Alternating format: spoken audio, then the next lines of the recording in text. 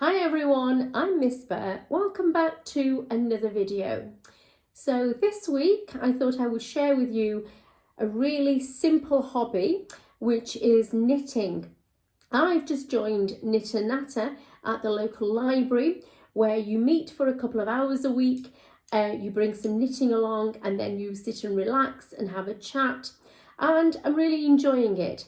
I think what I'm enjoying about knitting is the fact that you're using your brain and your hands and your eyes and you're coordinating them together, so it keeps your brain active. But at the same time, because it's just simple repetitive actions, it's actually quite soothing and quite therapeutic.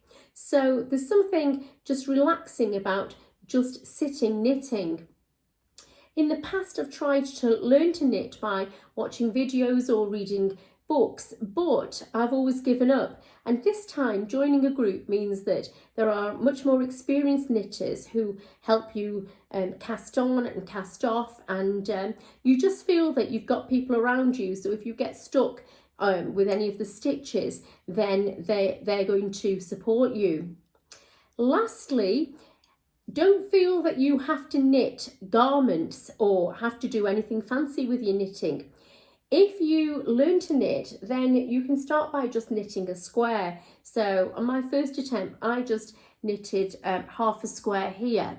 And if you knit a square, then you can take your squares along to various charities, and there are people there who will then sew them together and make blankets from the squares, and the blankets are sent to needy causes. So you're doing a little bit for charity at the same time as having an enjoyable hobby.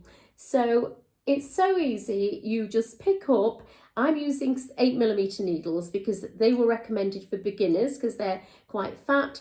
So you just pick up a pair of needles and a ball of wool, and it's easy to get started. So it's a new hobby that I would recommend.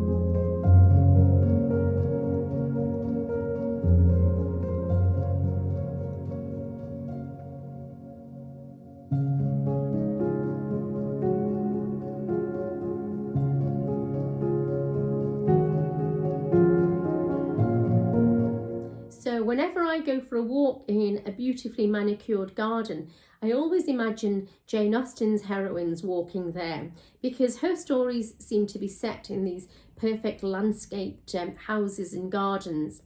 And when I go for a walk and it's quite desolate and bleak and rugged, then I always think about the Brontes.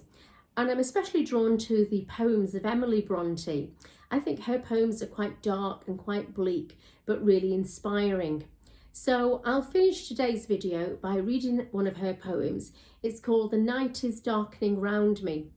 And she wrote it in November 1837. So it would have been winter approaching, and it would have been very bleak in Yorkshire on the moors where she lived. But it's still appropriate even now for me, because when we have very cold days like today, I still want to get out, but it still feels as if winter's not far away. The night is darkening round me, the wild winds coldly blow, but a tyrant spell has bound me, and I cannot go. The giant trees are bending, their bare boughs weighed with snow, and the storm is fast descending, and yet I cannot go.